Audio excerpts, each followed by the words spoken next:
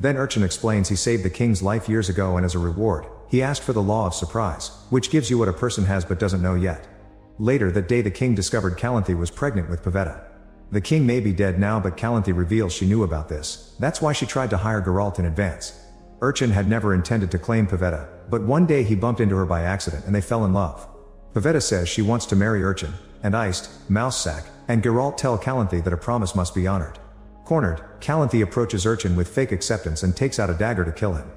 At that moment Pavetta starts screaming and a magical pulse blasts through the room, knocking everyone except Urchin away. The couple floats in the middle of a magical vortex of wind, which may destroy the building soon. Geralt tries to break the vortex with his signs, but he's only pushed back. Then he drinks a potion, and with the help of Mousesack's magic, he manages to break through the vortex and make Pavetta stop.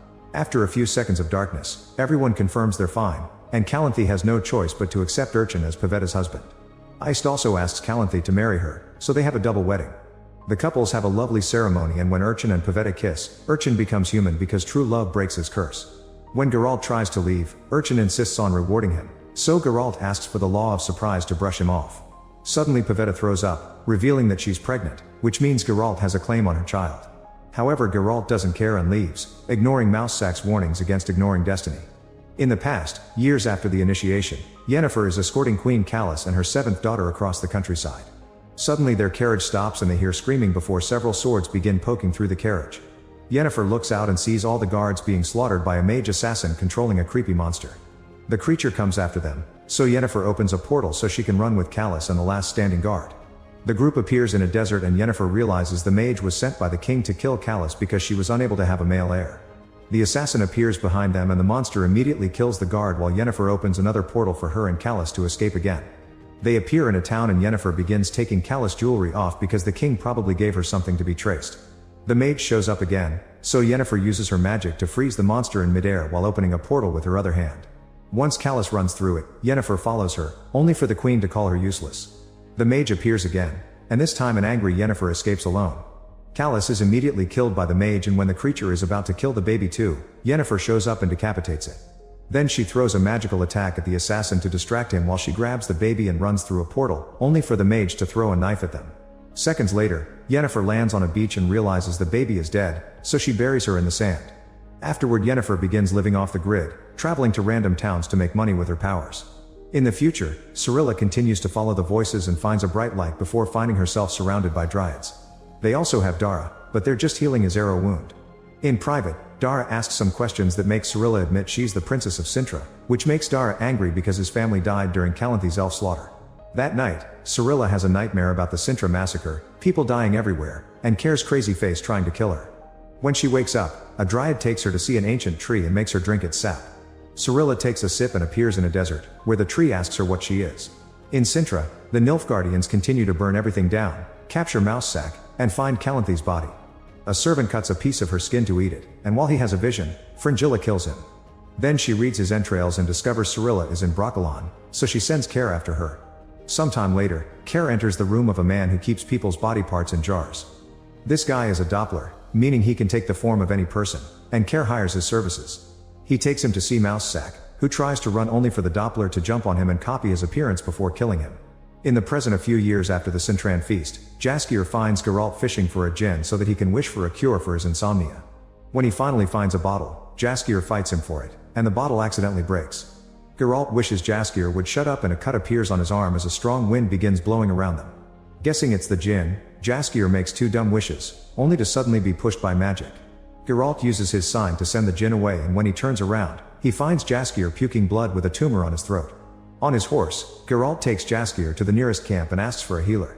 The man inspects the tumor and gives Jaskier a potion that will buy him a few hours, but they'll need a powerful mage to take care of this. Apparently there's one in the mayor's house. Geralt rides to the mayor's house and knocks down the guard to get inside. The mayor appears before them naked only to fall asleep on a chair, so Geralt and Jaskier go deeper inside where they discover Yennefer is throwing a naughty party, meaning their timelines have finally collided. When she hears about the djinn, she immediately accepts to help. Jaskier is quickly healed, but he'll be unconscious for a few hours. When Geralt checks on him, he notices Yennefer is preparing a ritual to capture the djinn and tries to warn her against it. However, Yennefer kisses him to take control of his mind. When Geralt wakes up, he's in a cell with the healer, who explains that Geralt went on a rampage through town under Yennefer's control. The healer tried to stop him from attacking the citizens, only to get arrested as well. Meanwhile, Jaskier wakes up and panics when he sees Yennefer getting ready for a ritual. She corners him against the wall and threatens him until he makes a wish. At the same time, the mayor's guard appears at the cell to start beating up Geralt, who wishes this guy would burst. Incorrectly, Cirilla finally sees through him. Furious, the Doppler tries to drag her by force, so Dara attacks him. Dara's silver knife hurts the Doppler, who quickly disarms him and tries to choke him. Cirilla picks up the knife and starts burning the Doppler again, causing him to show his real face. Then Dara takes his knife back and pushes the Doppler against a tree, asking questions instead of killing him. Cirilla grabs the knife to do it herself, giving the Doppler the chance to knock Dara down. Terrified, Cirilla runs away, only to be caught by the Doppler in the form of a Nilfgaardian soldier. Moments later, Cirilla finds herself tied up inside an inn room where she meets with Care. However, as soon as Care turns around, Cirilla changes forms to copy Care's because it's actually the Doppler, who is angry at Care for not telling him how dangerous Cirilla is. A fight ensues and Care has trouble fighting the Doppler because he's copying his skills. The men fight all over the room, using any object available as a weapon. Care cuts the Doppler's face with a broken bottle, forcing him to run away. When Care comes out too, he sees a bunch of locals and can't guess who the Doppler may be disguised as, so he gives up. Meanwhile, Cirilla is tied to a tree in the forest and found by Dara, who quickly frees her. He scolds her for leaving the safety of Brokilon, saying she only brings terror and death just like Calanthe, then he abandons her. Cirilla travels alone and ends up in a small town, where she steals a horse to travel faster. That night, she's camping on an open field when she's suddenly approached by some guys. She realizes they're people she knew from Sintra, but they aren't here as friends, they want to capture her and bring her to Nilfgaard for the reward. Terrified, Cirilla falls to her knees and her powers take control of her. With a creepy voice, she shares a prophecy about the end of the world and screams. In the present, a few years after the Djinn incident, Geralt and Jaskier meet with Bork and his two bodyguards. Over a drink, Bork explains a dragon has appeared in the kingdom, and the locals tried to attack it to get its gold. Enrich onto the chain at the last second. Geralt holds onto the chain wanting to save them, but the wood is breaking under him too. Not wanting more deaths, Bork lets go and his bodyguards quickly follow him. Moments later, the group stops to make camp and Geralt visits Yennefer in her magical tent, where they end up getting naughty for the rest of the night. The next morning, Yennefer and Geralt discover the dwarves left without them, so they go after them. When she catches up to the dwarves, Yennefer uses magic to make them freeze. Then she enters the cave and discovers the dragon has already died protecting her egg. Yennefer tries to approach her only to find her path blocked by Bork's bodyguards, who are actually alive. The women are about to fight but Geralt interrupts them, soon followed by a second dragon. It turns down this is Bork's real body and he never hired Geralt to kill his wife, he wanted the Witcher to protect the egg from the other teams. At that moment the mercenaries arrive, so Yennefer and Geralt help the bodyguards protect the egg. A battle ensues during which Geralt and Yennefer kiss as they attack their enemies together. One by one all the mercenaries are defeated, but unfortunately more keep coming. Yennefer and Geralt fight the enemies outside while the bodyguards fight those who manage to enter the cave. A guy sneaks around and almost reaches the egg, so Bork breathes fire to kill him. Outside, a mercenary throws dirt into Geralt's eyes to distract him, but Geralt catches his weapon and allows Yennefer to kill him, ending the fight. Moments later, the dwarves finally snap out of Yennefer's spell. Back in his human form, Bork gives them a bunch of dragon teeth, which they can use to prove to the king that they killed the dragon. After the dwarves leave, Bork reveals to Yennefer what Geralt's wish was. Yennefer gets angry because now she doesn't know if what they have is real, and after an argument, she breaks up with him and leaves. Many years later, Geralt sees the Nilfgaardian army marching towards Sintra, meaning he's finally in Cirilla's time. He travels to Sintra as well because he's worried about his child of surprise, so Mousesack explains Cirilla is fine although her parents died years ago. Suddenly Geralt hears a noise and checks the tunnels to see two men, realizing Calanthe sent assassins to kill him if he ever showed up in Sintra. Then Geralt takes Mousesack hostage to force all 8 assassins to come out of hiding. Wanting to avoid a fight, Mousesack opens a portal to teleport himself and Geralt away. Afterward they go to see Calanthe, and Geralt explains he's come to take Cirilla away to protect her from Nilfgaard, promising to bring her back when the battle is over. Calanthe reluctantly agrees and introduces him to a fake princess, saying she'll be ready in a few hours. While waiting, Geralt sees a mysterious wind open a door and goes outside, where he sees the real Cirilla playing with some kids and being called Your Highness. Realizing he's being tricked, Geralt rushes to confront Calanthe, who ignores his warnings and orders Ice to escort Geralt out of the kingdom. On their way out, Ice stops by an arch, where 2 gates suddenly fall to capture Geralt. Soon the Battle of Sintra happens and the city is already shown. When the guard runs by, Geralt knocks him out through the cell door and steals his keys to escape. Outside, Geralt starts fighting off Nilfgaardians, killing a few before hiding to watch the soldiers storm the castle and Calanthe falling to her death. Geralt decides to sneak into the castle to find Cirilla, but after killing more soldiers, he discovers she's already gone.